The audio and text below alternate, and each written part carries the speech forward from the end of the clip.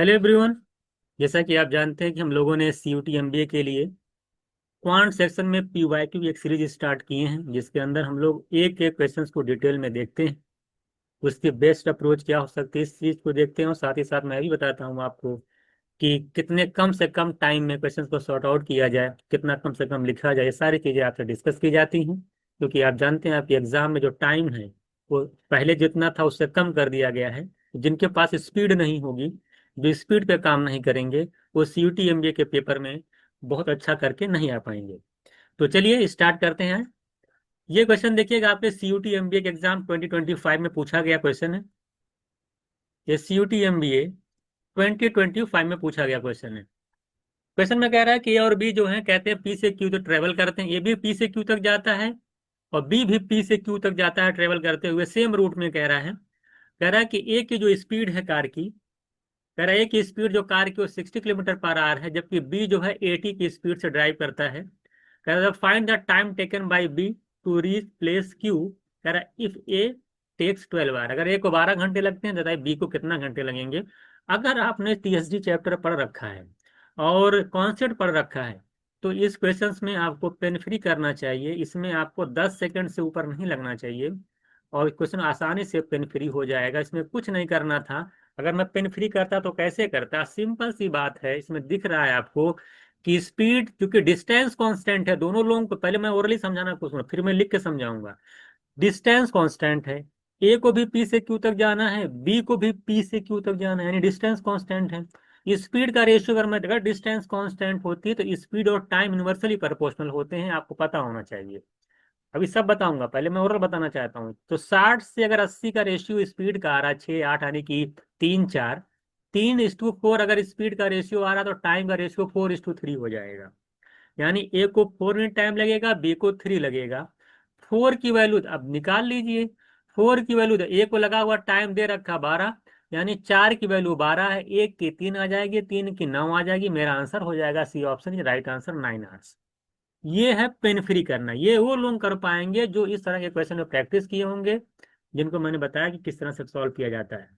तो ये तो पेन फ्री क्वेश्चन। ऐसे ऐसे क्वेश्चन जब आपके एग्जाम में सीयूटी में आएंगे, तो अगर आप इतना कम टाइम में कर पाएंगे, तभी आप आगे के क्वेश्चन अगर टफ आते हैं तो उसको आप मैनेज कर पाएंगे।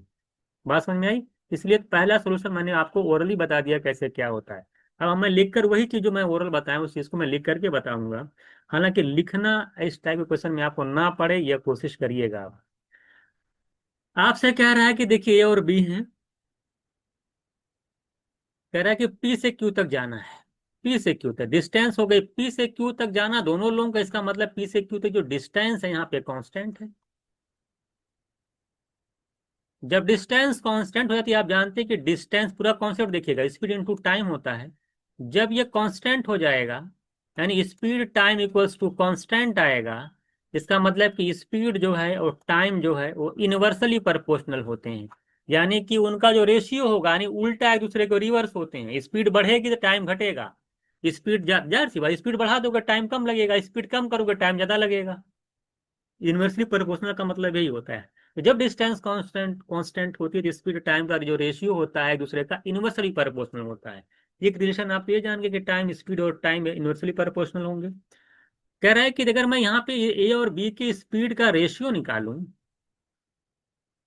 स्पीड का अगर रेशियो निकालूं, तो आप बताएंगे ए की स्पीड है 60 और बी की स्पीड है 80 किलोमीटर पर आवर।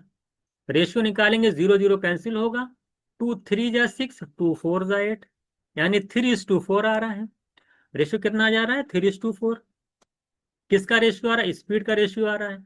अभी आपने स्पीड और टाइम में एक रिलेशन पढ़ा कि स्पीड टाइम इनवर्सली प्रोपोर्शनल है। यानी अगर स्पीड का जो रेशियो होगा, टाइम का उसका उल्टा रेशियो हो जाएगा। अगर स्पीड का रेशियो 3:4 है, तो टाइम का रेशियो हो जाएगा 4:3। उलट गया रेशियो, ये टाइम का रेशियो हो गया, ये स्पीड का रेशियो हो गया। अब आ जाते हैं क्वेश्चंस पे। ए को लगते हैं 12 घंटे, ए को लग कितना रहा पे 4 यूनिट टाइम लग रहा है, यानी 4 यूनिट की वैल्यू दे रखा है 12 आवर्स। 1 यूनिट के लिए निकालेंगे 3 आवर्स। बी का टाइम निकालना है, बी को लग रहे हैं 3 यूनिट, और 1 यूनिट के लिए निकाले हैं 3। तो 3 यूनिट के लिए कितनी हो जाएगी? 3 × 3 करेंगे 9 आवर्स। तो आसान, यही जो मैंने आपको बताया था उसको आप पेन फ्री आसानी से कर सकते थे। तो ऑप्शन सी राइट आंसर, तो स्पीड का रेशियो आपका 60/80 यानी 3:4 है।